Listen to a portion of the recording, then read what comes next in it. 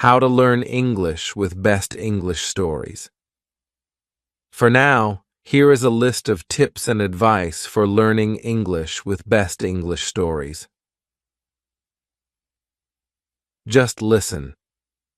First of all, you don't really have to do much more than just listen to the episodes. I realized some time ago that a lot of the students of English that I met at school in London did not listen to enough authentic English. They were willing to spend money and travel across the world in order to improve their English. And yet most of them, for some reason, were not prepared to take a bit of time every day to listen to something in English. Why? I think partly this is because they didn't know what to listen to.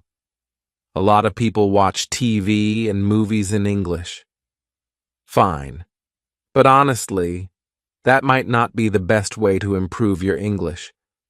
Film is very visual. A lot of what you understand from a movie is the visual storytelling. It's important to just focus on the audio, on the language. So, a lot of students didn't know what to listen to. They thought that they didn't have much choice. Actually, there's plenty of choice out there. The BBC has plenty of podcasts. There are loads of podcasts on different topics on iTunes, but they're all made for native speakers. They're too difficult to listen to, and ultimately, that's not motivating. There are some podcasts out there which are made for learners of English, but a lot of them are just focused on language learning, at the expense of entertainment. They're useful, but they're a bit dull. This is less the case now because 5 years after starting this podcast, there are more interesting things out there for learners of English, including my podcast. So I decided that I'd try and create something for learners of English to listen to that they would actually want to listen to, beyond just learning English. Ultimately, I think to listen to English for extended periods of time, you have to have an interest in what is being talked about, or you have to find it entertaining. Otherwise, it's hard to really sustain your concentration, and it becomes like a chore. There is real value in listening to English for extended periods of time, but it's difficult to achieve because you get put off by not understanding things, or because the recording is a bit patronizing and dull. I don't want to blow my own trumpet here too much, because I'm sure that my podcast is not always as entertaining or as engaging as it could be, but I think the only way to get people to keep listening is to try and make it entertaining as well as informative about English. So, I record this podcast with you in mind, but I try to keep it as authentic as possible. I try to avoid being simplistic. I try not to grade my English too much. I know it might be challenging for you sometimes, but I attempt to hold your attention by talking in an enthusiastic way about subjects which I personally find interesting. Hopefully, the result is that you keep listening and that you feel personally involved in it somehow. Then, by exposing yourself to lots of English in this way, you are able to acquire the language, to pick it up in a variety of ways. Stephen Krashen and Language Acquisition Theory. Let me now refer to the language acquisition theory of Stephen Krashen. This theory is very well known among language learning theorists, and it underpins a lot of what we know about learning and teaching English. Krashen believed that there are 2 ways to develop our language learning skills. One is through language acquisition, and the other is through language learning. Language acquisition means that it is possible for adults and children to learn language in a subconscious way, meaning in a kind of passive way, by simply engaging with the language. The important thing is that you focus on the message in a bit of language. So, when listening to Best English Stories podcast, this means focusing exactly on what I really mean, rather than just on the specific items of language I'm using. The primary focus is to just understand what I mean, hopefully at a fairly deep level, in order to laugh at something I've said or feel moved by it, and then you kind of pick up the language as a result of that. You might not be immediately aware that you've learned some new language in this way. In fact, this kind of acquisition probably informs your passive knowledge of the language. According to Krashen, another type of language development is language learning. This is when you focus on learning specific forms, like studying grammar rules, for example. It involves having some instruction by a teacher, perhaps in the form of error correction, or from a grammar book which explains the rules of English. The downside of this kind of learning is that it is rather dogmatic, can be boring, complex, and abstract. It doesn't necessarily replicate the organic way in which we pick up language as children, and doesn't quite allow the subconscious acquisition of language that occurs from just engaging with the language in order to understand a message being communicated. All right. So how does this apply to the way you can learn English? Well, I think it's pretty important to get both aspects of language learning into your life. This is what I call having a balanced diet. You shouldn't just study the grammar rules in a dogmatic way, although that is undeniably important. You should also attempt to just engage with the language as it is used in natural, authentic, and meaningful situations. How can you do that? Ideally, this would mean going out into the world and doing things in English. In fact, this might be the best way to improve your English. If you get a job that requires you to use English all day, you will improve quickly. It'll be really hard, but you'd be forced to improve. That's like a boot camp for language acquisition, because you're not really studying the language, you're just attempting to survive in it. You're really focusing on the communicative acts you are trying to achieve. You're really focusing on meaningful messages, and you naturally learn the most direct and effective way to understand and communicate meaningful messages. You might not be able to do that in your life. You might not have access to native speakers in that way. So, my podcast can be a substitute. It's not really the same as attempting to work in an English-speaking environment, but the key point is that you can replicate aspects of that experience by just attempting to follow or keep up with what I'm saying, and do that regularly over long periods of time, and you'll pick up massive amounts of English. So, just listen. Try to follow everything I'm saying. Try to enjoy it and engage with it. Listen regularly. Listen for extended periods. This will all contribute to your acquisition of English, as described by Stephen Krashen. That's language acquisition, but you can also do more traditional language learning alongside Best English Stories podcast. First of all, outside of listening to the episodes, you can do your formalized language studying from a book or in class, and use LEP as a companion to that. Study the language, and then try to notice aspects of the language that you've studied in episodes of the podcast.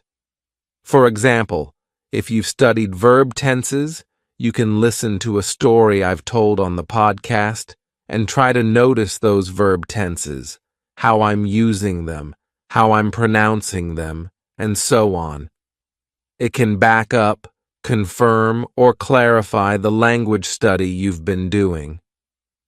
You should always refer to authentic language usage as a way of checking language that you've studied. Also, you can study the things I say in the podcast more directly. The podcast can be a study tool. Here are some ways you can do some active language study with the podcast. Use transcripts. You could read a transcript and check new words in a dictionary as you find them. Pay attention to the way I use the words, including the grammatical context, collocations between words, and pronunciation. Any new words or structures you find, make a note of them and practice using them yourself. You could attempt to write your own transcripts. This reveals a great deal about the gap between the English you know and the English that I use in the podcast. Try transcribing a section of one episode. You could do an episode that has already been transcribed. Listen carefully to it and try to write down every single word. There may be certain utterances that you just can't identify. Mark them with question marks. Listen again and again.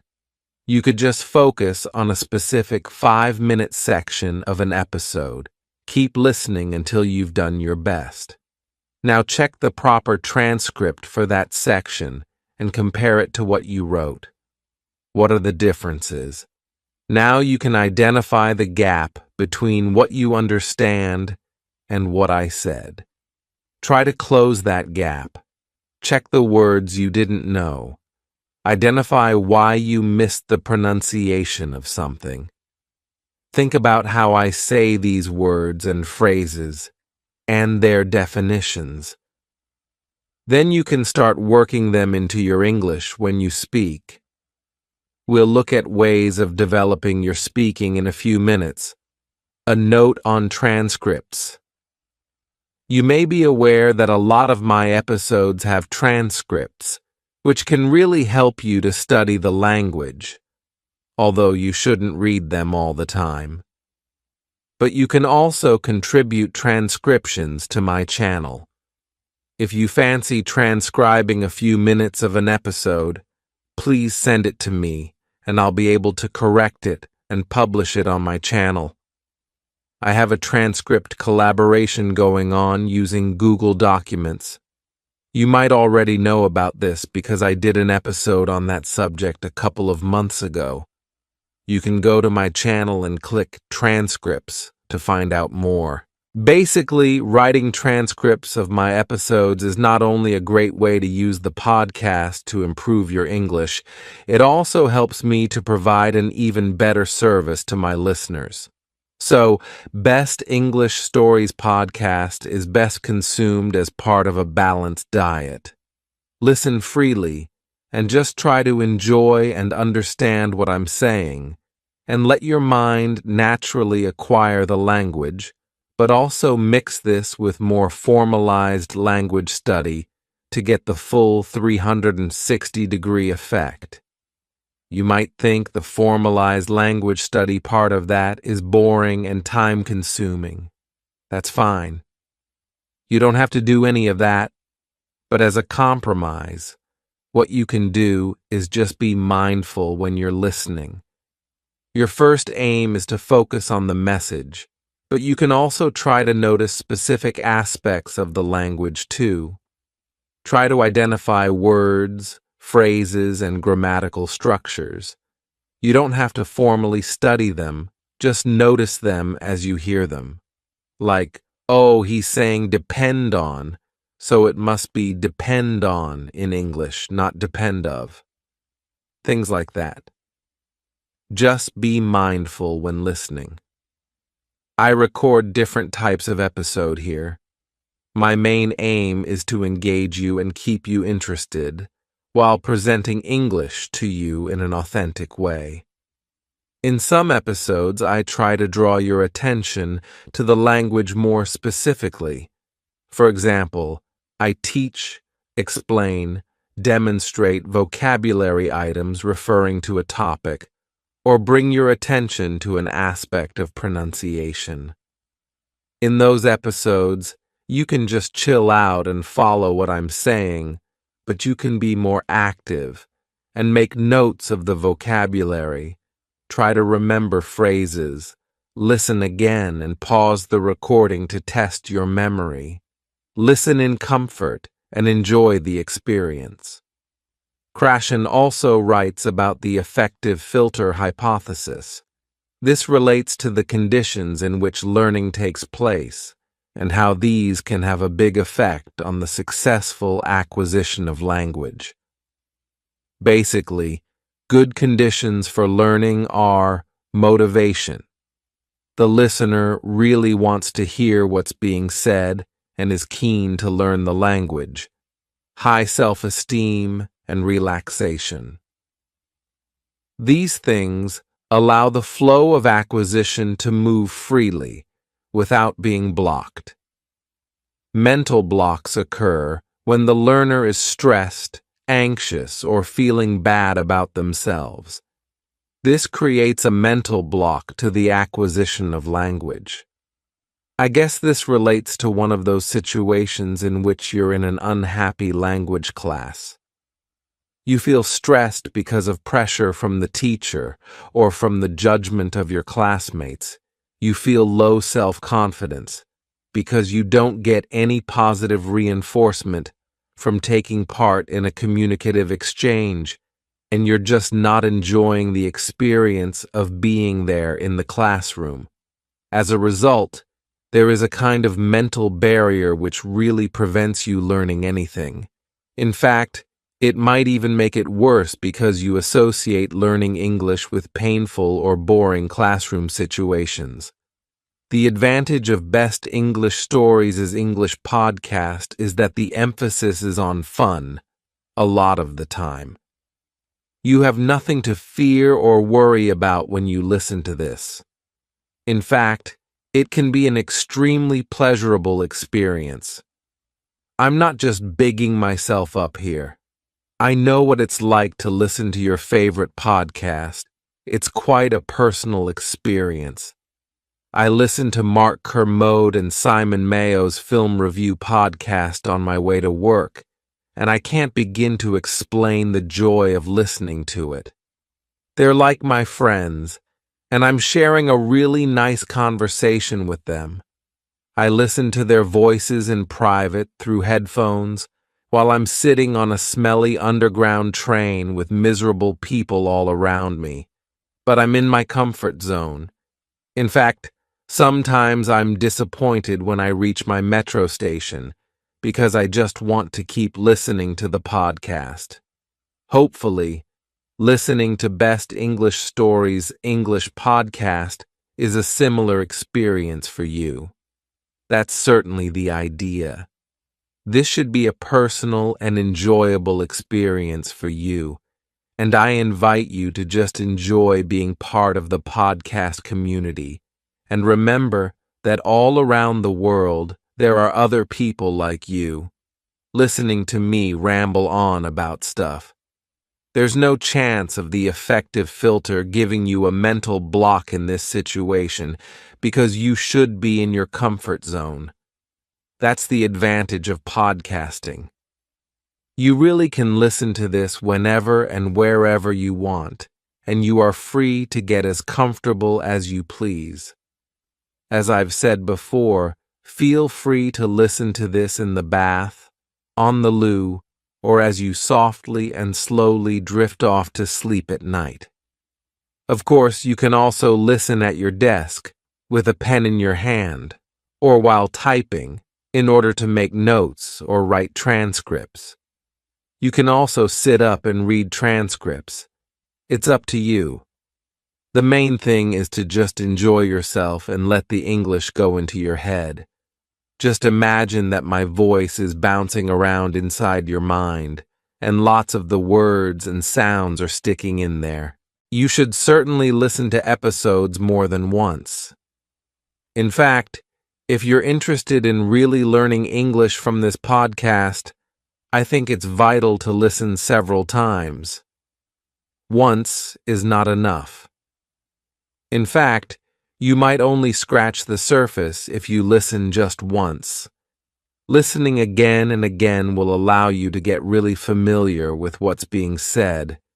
You'll notice and remember things that you didn't catch the first time. Repetition is really important as a way of helping your brain notice patterns. After a couple of listens, you'll remember certain phrases, bits of intonation or responses, and they will be reinforced when you listen again. It might be asking too much of you, but you could even start to remember and repeat some of the things you've heard on Best English Stories' English podcast. I don't necessarily expect you to repeat everything I say, but perhaps you could memorize the lines of a comedy sketch that I present to you, and then repeat the lines to yourself or your friends, or just while you're listening again. I'm a bit of a geek, and I love Star Wars. When I was a kid, I used to watch Star Wars on heavy rotation. I'd watch it again and again. Now I can remember all the lines from the film. In fact, I don't just remember the lines, I remember the bits of music and sound effects too, as they occur in the film. It's the same with Monty Python films and sketches. I've watched them so many times that I can repeat a lot of the script from memory, and in fact some phrases from those movies have found their way into my vocabulary.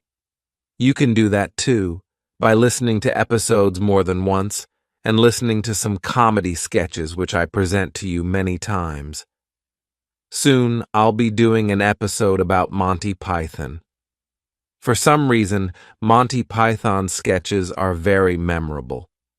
In fact, there are several generations of people in the UK and America who grew up watching Monty Python films, and who are able to recite whole sketches to each other.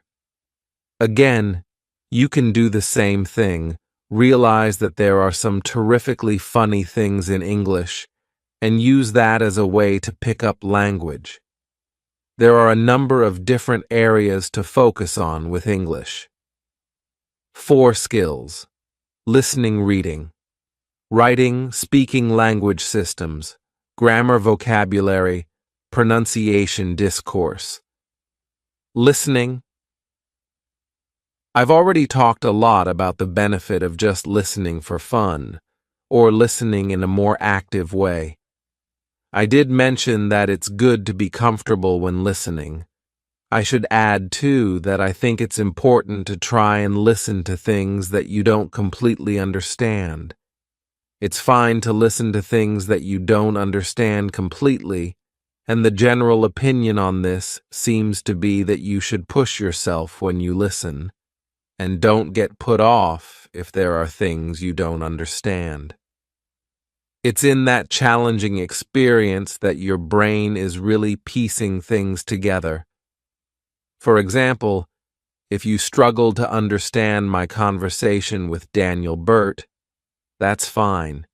In fact, that struggle is good. Listen again and keep trying. Don't give up. Push through those moments when you don't understand. Keep going. Don't let confusion stop you. Also, try to identify subtle differences between accents. You may only notice little differences at first, but eventually you'll be more and more aware of the differences between accents. Eventually, you'll be able to say, this guy is from the north of England, this one's from Australia, or whatever. Reading transcripts on my channel. Outside of the podcast, read a variety of texts. Again, try to find things that you enjoy. You should also be aware of your purpose for learning the language. What are you going to use English for in the future? You may need to read emails or business reports. it may be worth reading articles that talk about business trends. Otherwise, just reading any well-written text for enjoyment is a really good way to improve your literacy. I must add a lot of videos on my channel with recommendations for reading. There's loads of reading you can do, blogs, newspapers, but also books, which you can download free online. I haven't done it yet, but I'm planning to give you a list of some good things to read. Writing again, this is not one of the things that I focus on a lot on Best English Stories English podcast. The focus is mainly on spoken English. However, transcribing podcast episodes can be good for your writing. You could also write your own blog, which contains your opinions or your outlook on a topic. Feel free to write a response to episodes of my podcast in the comments section. You should aim to concisely express your opinion in a structured way, using the most appropriate words you can find, perhaps including some words you've picked up from that episode of the podcast. Think about the person reading the comment. Make it easy and enjoyable for them to read, and focus on stating very clearly and efficiently exactly what it is you want to say. Considering those ideas can help you to make your writing more effective. If, however, you need to practice writing for the IELTS test, you will need to do more specifically focused writing practice, probably using an IELTS preparation book or following an IELTS course of some kind. My podcast can help you with general skills, vocab, etc., but for specific kinds of writing work, you should do some specific writing practice. Practice, practice, practice. As I said before, to get the best out of Best English Stories' English podcast, use it as part of a balanced diet. Speaking. Perhaps the best way to improve your speaking is to actually practice it in real-life situations. The requirements of that situation will train you to say the right things at the right time with the right tone. You should certainly be aware of how intonation is important in affecting a message. These are things you can learn from trying to enter into meaningful acts of communication and learning from your mistakes. You might also need a teacher to actively correct your errors, but you can definitely use Best English Stories' English podcast to improve your speaking too. Let's look at some ways to do that. Just try to take some aspects of my speech and apply it to your speech. You could just add some words or phrases you've heard from me and use them yourself. Or you can pick up some speech patterns, pronunciation from me and add that to your speech too. If you like, you could use my speaking as a kind of model for your own speech. More specifically, you could copy and repeat some of my sentences. Listen to a line I say, and then repeat it and try to sound exactly like me. You could listen to phrasal verb episodes, and whenever I present an example sentence, pause the episode and repeat it after me. Keep doing that until you feel your version is pretty similar to mine. So just listen and repeat until you've worked out how to make the same sounds as me. Think about vowel and consonant sounds, combinations of consonants, and how to make those sounds with your mouth. Think about connected speech, what happens when words are pronounced fluently together in a sentence. They might get pronounced differently. Certain sounds may be dropped when words are linked, and some sounds may be added when words are linked too. Pay attention to these aspects of pronunciation. I should do a whole episode on connected speech, and it's one I've had in the back of my mind for ages. Pick an extract from the podcast with transcript and record yourself saying it. Compare your version with my version. Then, work on the transcript. Underline the stressed words. Add lines to represent pauses for emphasis. Identify word links in pronunciation. Listen to me saying that extract again and check your sound scripted transcript. Now record yourself doing it again, this time adding the intonation, pausing, and sentence stress. Compare that to the original. This can help you develop awareness and control of speech patterns. Record yourself just talking in response to one of my podcast episodes. If I've talked about UFOs, for example, not yet, but I will, then you could record yourself talking about UFOs too. Try to include any words I've presented to you on that topic. If you like, you could leave an audio comment on my Audioboo page and let the world know how you feel about something. Or you could start doing your own podcast, like Zdenek from Zdenek's English podcast. He's not a native speaker, but following a suggestion in one of my episodes, he decided to do his own podcast. He now has followers and listeners, and he's really into it. Listening to his episodes, I get the sense that his confidence is developing and he's finding his own voice. It must be very good for his English, which, of course, is already excellent. You could do it too if you want. The main thing is practice. Use as many opportunities to practice as you can. Join clubs to meet English speakers. Use the internet. Find groups on meetup.com in which people are doing language exchanges. Put yourself outside your comfort zone. Don't be shy. Give it a try. Take the initiative. No one can do the speaking for you.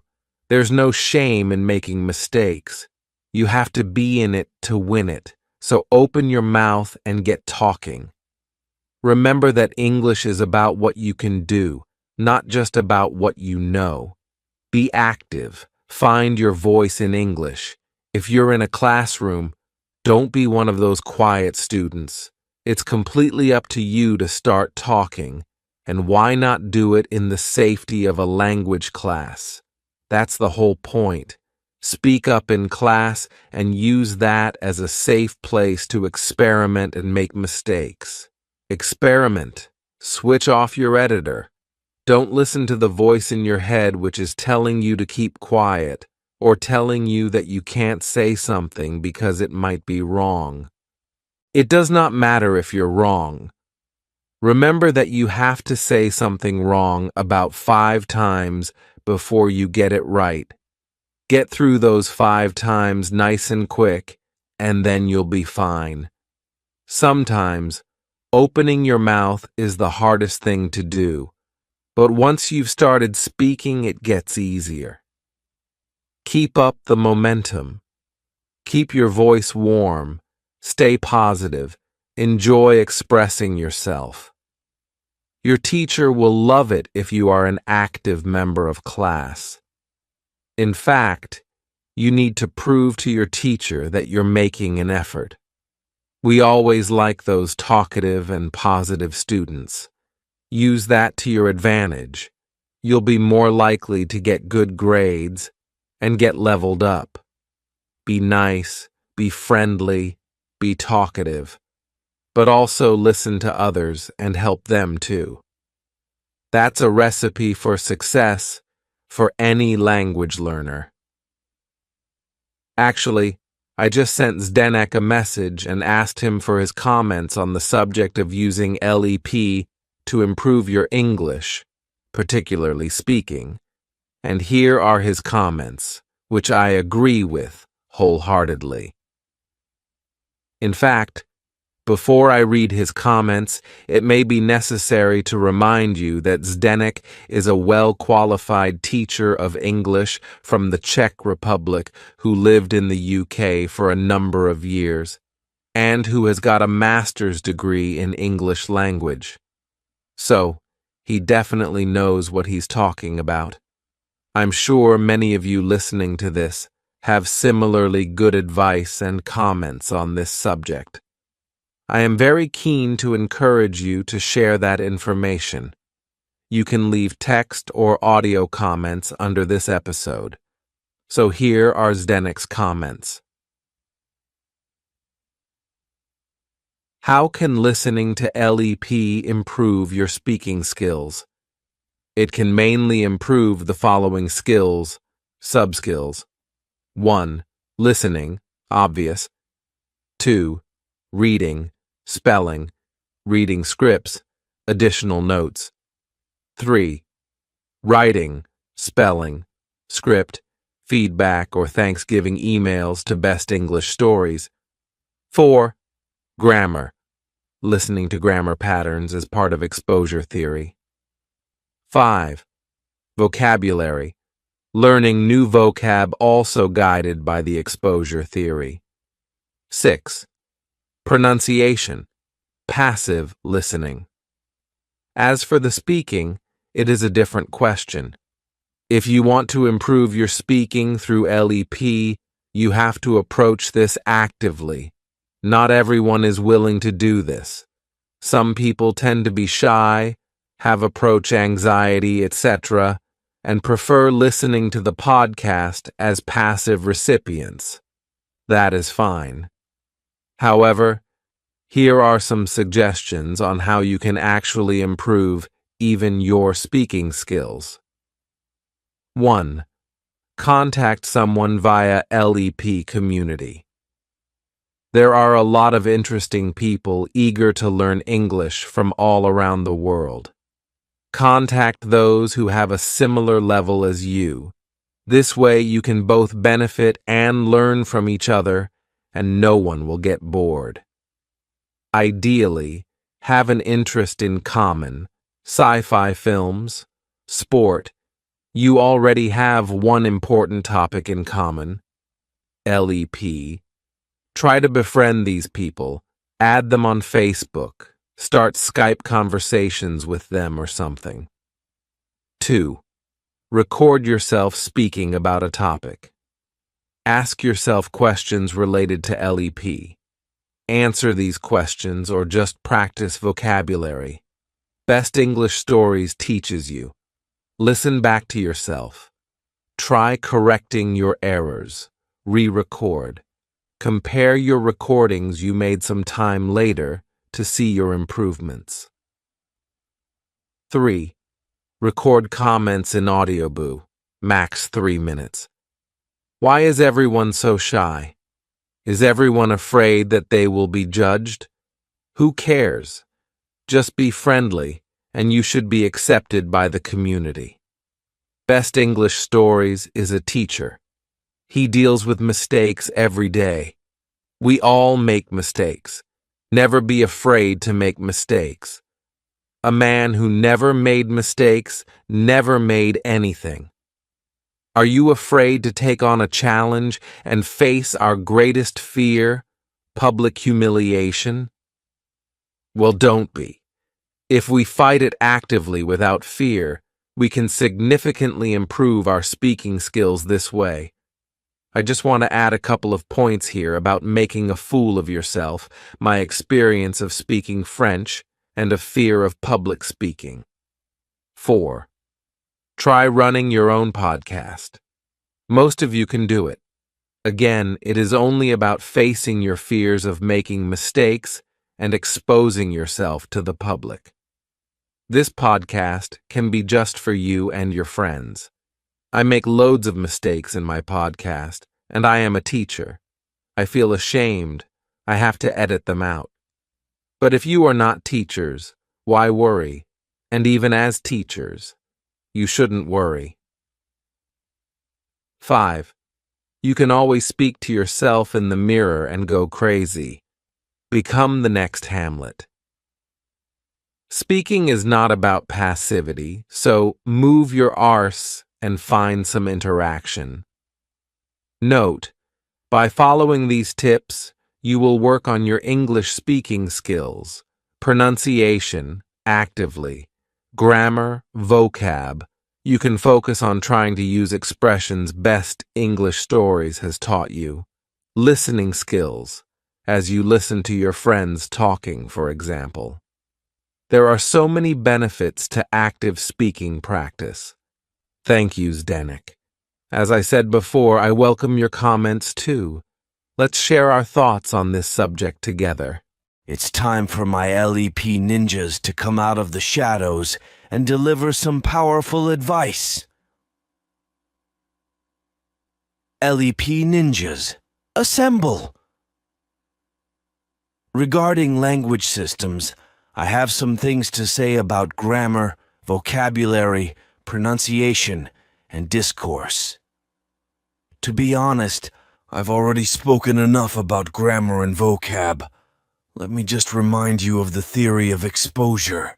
I've talked about this before. The idea is that by listening to lots of English over extended periods, you're feeding your subconscious with all the patterns of English usage. Your brain is hearing all these patterns of English, including frequent word combinations like prepositions, tenses, features of pronunciation, etc.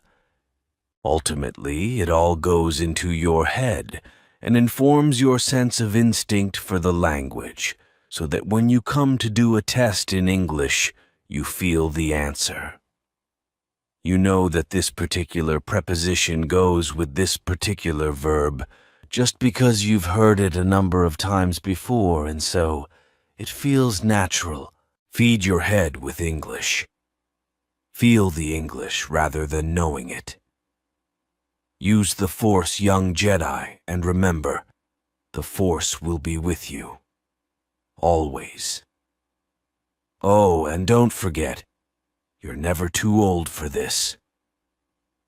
Language study is a great way to keep your mind fresh and supple.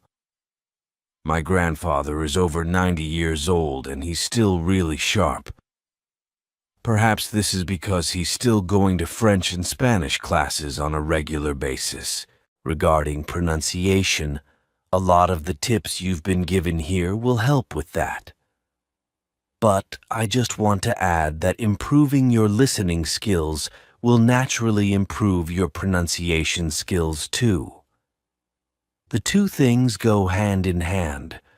The more you're able to understand natural spoken English, the more you are able to decode the sounds used to make it.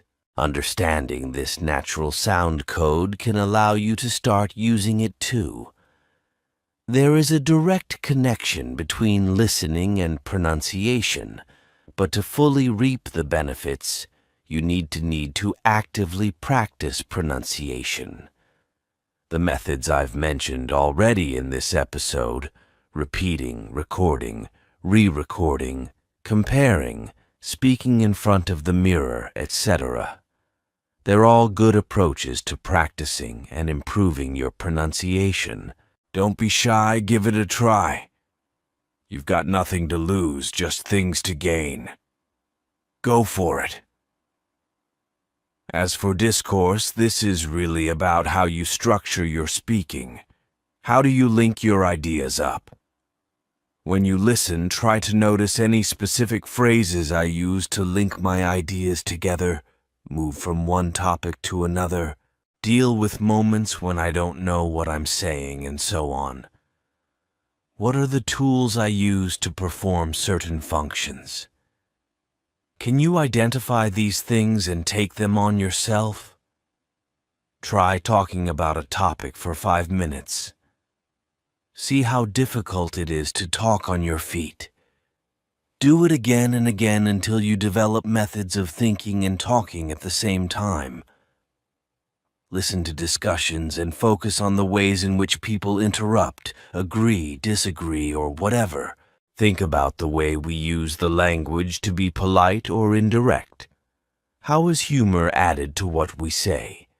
How does intonation affect the hidden meaning behind our words?